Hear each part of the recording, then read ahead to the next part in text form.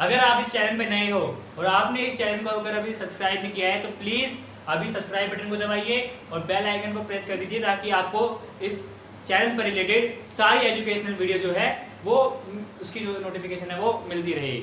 और अपने दोस्तों के साथ इस वीडियो को शेयर कीजिए। हेलो फ्रेंड्स, आपको स्वागत है KR ट्यूशन क्लासेस में। आज जो हम क्लास 9 के 6 चैप्टर की बात कर रहे हैं जिसका नाम है जनसंख्या। जनसंख्या को इंग्लिश में हम पॉपुलेशन कहते हैं।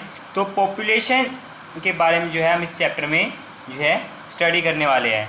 अगर आप 9th क्लास के स्टूडेंट हो तो प्लीज़ इस वीडियो को एंड तक देखना, तभी आपको जो है इस चैप्टर के जो है टॉपिक समझ में आएंगे।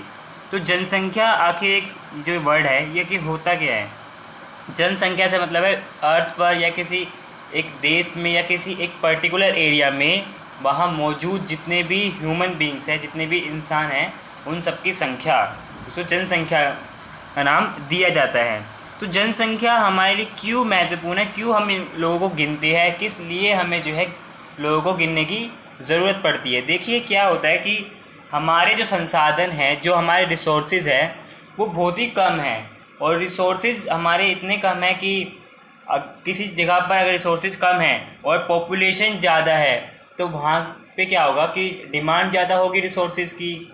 जो वस्तुएं हैं उनकी मांग करने वाले ज़्यादा होंगे और जो वस्तुएं हैं वो कम होंगी। तो हर किसी इंसान की, हर किसी व्यक्ति की जो ज़रूरतें हैं वो पूरी नहीं कर सकेंगे हम।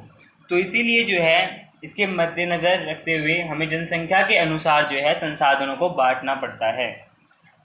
ठीक है, तो हम बात करते जनगणना की। तो जो जनगणना है एक निश्चित समयांतराल में जनसंख्या की आधिकारिक गणना जनगणना कहलाती है। एक निश्चित समय के अंतर पर, हर 10 साल के अंतर पर, 5 साल के अंतर पर जो है अलग अलग देशों में अलग अलग जो है जनसंख्या का पैमाना रहता है कि कब उनको जनसंख्या करनी है। तो इंडिया में जो है हर 10 साल बाद क्या होती है जनगणना जो है वो गिनी आती है। तो आधिकारिक गणना की जाती है, इसे जो है गवर्नमेंट जो है वो करती है। भारत में सबसे पहले 1872 में जनगणना की गई थी। हालांकि 1881 में पहली बार संपूर्ण जनगणना की जा सकी थी उस टाइम पर। तो अब हम जनसंख्या के 3 सबसे प्रमुख जो प्रश्न हैं उन पर विचार करेंगे कि जनसंख्या का आकार और वितरण, लोगों की संख्या कितनी है और वो कहाँ कहाँ रहते हैं। जनसंख्या वृद्धि और जनसंख्या परिवर्तन की प्रक्रिया की जनसंख्या में कितनी वृद्धि होती है और किस तरह से जो है इनमें परिवर्तन आता है। जनसंख्या के गुण या विशेषताएं उनके बारे में हम पढ़ेंगे, किस तरह के जो है कि लिंग अनुपात के बारे में पढ़ेंगे इसमें कि कितनी एक पर्टिकुलर एरिया पे एक विशेष स्थान पर कितने पुरुष रहते हैं और कितनी महिलाएं रहती हैं, लेडीज़ रहती हैं। साक्षरता दर उनकी जो है एजुकेटेड कितने % रहते हैं वहाँ पर। व्यवसायिक संरचना की कितने लोग जो है गैर कृषि कार्य करते हैं और कितने लोग जो है आर्थिक गतिविधियाँ करते हैं, उद्योगों में काम करते हैं। तो हम पहले अध्ययन करने जा रहे हैं जनसंख्या का आकार एवं वितरण। तो भारत की जनसंख्या के बारे में हम पढ़ेंगे। तो मार्च 2001 के अनुसार भारत की जो जनसंख्या 10,280 लाख थी। 10,280 लाख थी उस टाइम पर, मतलब कि 102 करोड़ के आसपास की जो है हमारी जो है जनसंख्या थी, जो कि विश्व की कुल जनसंख्या का 16.7% था। यह 10.2 करोड़ लोग जो है ये जो है भारत के 32.8 लाख वर्ग क्षेत्रफल में रहते थे। अब हम बात करते हैं कि जनसंख्या, देखिए कि पूरे विश्व को अगर हम इतना मान लें तो भारत की जनसंख्या इतना हिस्सा जो है ये भारत की जनसंख्या इसमें निवास करती है। और क्षेत्रफल की बात करें तो सिर्फ अगर पूरे वर्ल्ड की बात करें तो भारत का जो क्षेत्रफल है उसे 2.4% है पूरे वर्ल्ड का। तो हम यहाँ पे बात करते हैं कि देखिए यहाँ पे कुछ राज्य दिए गए हैं। 5 राज्यों के नाम है यहाँ पर: आंध्र प्रदेश, पश्चिम बंगाल, बिहार, महाराष्ट्र और उत्तर प्रदेश।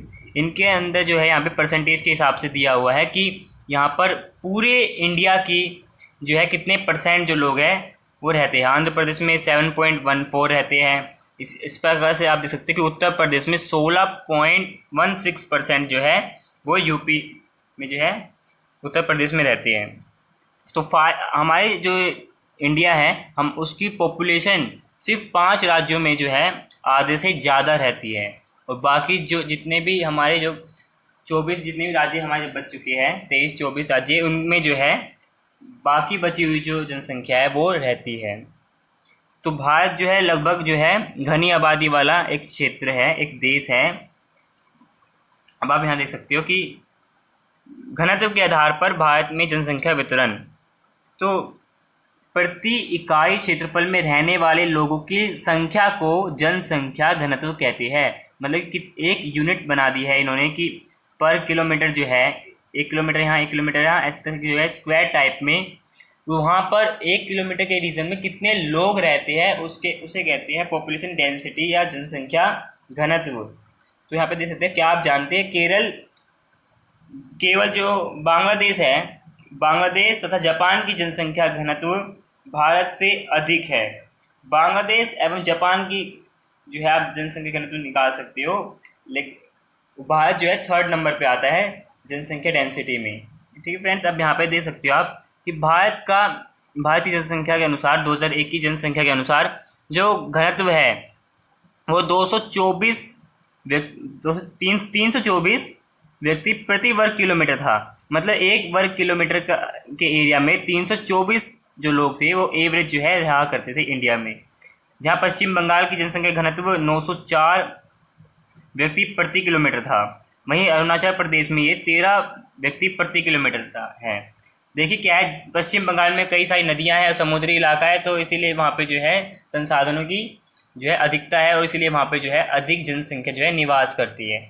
लेकिन अरुणाचल प्रदेश जो है एक पहाड़ी इलाका है और काफ़ी पश्चिम में पूर्वी इलाका है हमारा, और वहाँ पर जो है संसाधनों की काफ़ी कमी है, इसीलिए जो है यहाँ पर काफ़ी कम लोग रहते हैं, क्योंकि एक पहाड़ी इलाका भी है ये। ठीक है, तो आप ये इस तरह से आप समझ सकते हो। अब आप यहाँ देखिए जनसंख्या वृद्धि एवं जनसंख्या परिवर्तन की प्रक्रिया के बारे में। तो जनसंख्या वृद्धि किस प्रकार से होती है, देखिए पहले हम क्या करते थे, सापेक्ष वृद्धि हम जो है इसमें दर्शा सकते हैं कि कितने परसेंटेज से वृद्धि हो रही है। दूसरा, प्रति वर्ष होने वाले प्रतिशत परिवर्तन के द्वारा हम जो है बता सकते हैं। जैसे कि पहले की जनसंख्या, जैसे कि 1991 की जनसंख्या जब हुई, उसको बाद की जनसंख्या जैसे कि 2001 में जब जनसंख्या हुई, तो जो नई वाली जनसंख्या है उसको पुरानी वाली जनसंख्या की संख्या से घटा करके जो हमें वृद्धि प्राप्त होती है उसे निरपेक्ष वृद्धि कहा जाता है। जनसंख्या की वृद्धि का दर का दूसरा महत्वपूर्ण पहलू है। अब इसका अध्ययन प्रति वर्ष प्रतिशत में किया जाता है, हर साल किया जाता है इसका। जैसा कि प्रति वर्ष 2% वृद्धि की दर का अर्थ है कि दिए गए किसी वर्ष की मूल जनसंख्या में प्रत्येक 100 व्यक्तियों पर 2 व्यक्तियों की वृद्धि। मतलब हर साल जो है अगर एक पर्टिकुलर एरिया में 100 लोग रहते हैं तो वहाँ पे अगले साल जो है वहाँ पर 2 लोगों की बढ़ोतरी हो जाएगी। ठीक है, तो 2 लोगों की जो है वृद्धि हो रही है पर साल। तो इस तरह से आप जो है इसे वार्षिक वृद्धि दर भी कहा जाता है। ठीक है, तो आप ये पढ़ सकते हो इसको, और आप ग्राफ भी देख सकते हो कि किस तरह से जो है जैसे जैसे साल जो है आगे बढ़ते गई तो इंडिया की जो पॉपुलेशन का जो ग्राफ है वो भी काफ़ी बढ़ता गया। जनसंख्या वृद्धि परिवर्तन की क्रिया के बारे में हम पढ़ते हैं। जनसंख्या में होने वाले जो परिवर्तन होते हैं ये 3 प्रमुख क्रियाएं होती हैं इनमें, जैसे कि जन्म दर जो है, जो बॉर्न रेट है, मृत्यु दर है, डेथ रेट जो है, प्रवासी जो होते हैं, माइग्रेंट्स जो होते हैं, वो ये भी जो है एक जनसंख्या को काफ़ी ज़्यादा इफेक्ट करते हैं। एक वर्ष में प्रति 1000 व्यक्तियों में जितने जीवित बच्चों का जन्म जो होता है उसे जन्म दर कहते हैं। मतलब 1000 व्यक्तियों में जो जीवित हैं उनके साथ साथ जब बच्चे जो हैं उनका जन्म होता है तो उसे जन्म दर कहते हैं। इस प्रकार जो है ये वृद्धि का एक प्रमुख घटक है, वृद्धि करने में जो है जनसंख्या का एक फैक्टर है ये। और अगर एक प्रति वर्ष में प्रति 1000 व्यक्तियों में मरने वालों की संख्या को मृत्यु दर कहा जाता है। मृत्यु दर जो है भारत में तेज़ी से गिरती जा रही है, इसीलिए जो है जनसंख्या काफ़ी ज़्यादा रेज हो रही है, क्योंकि ठीक है। तो आप यहाँ देख सकते हो जनसंख्या वृद्धि का तीसरा घटक है प्रवास। तो प्रवास का क्या अर्थ होता है कि एक क्षेत्र के जो लोग होते हैं दूसरे क्षेत्र में जब चले जाते हैं तो उसे प्रवास कहते हैं। तो प्रवास आंतरिक हो सकता है, एक देश के भीतर हो सकता है, या अंतर्राष्ट्रीय हो सकता है, देशों के बीच में भी हो सकता है। आंतरिक प्रवास में क्या होता है कि एक व्यक्ति जो है दूसरे राज्य में चला जाता है पलायन करके, नौकरी के लिए, रोजगार के लिए, या किसी भी अदर एक्टिविटीज़ के लिए जो है, पर्पज़ के लिए वो चला जाता है। और अंतर्राष्ट्रीय भी हो सकता है, जैसे कि लोग जो है इंडिया को छोड़ के जो है कुछ लोग अमेरिका, फ्रांस या यूरोप की जो कंट्रीज़ है वहाँ पे जो है जॉब करते हैं, क्योंकि वहाँ पे हाई पेड जो है सैलरी मिलती है। तो इसीलिए जो है ये भी एक अंतर्राष्ट्रीय प्रवास होता है। ठीक है, इसके बारे में जो है एक आयु संरचना का एक पार्ट है, इसको हम अपनी नेक्स्ट वीडियो में जो है इसके बारे में डिस्कस करेंगे। आपको नेक्स्ट वीडियो को जो डिस्क्रिप्शन बॉक्स में आपको लिंक मिल जाएगा।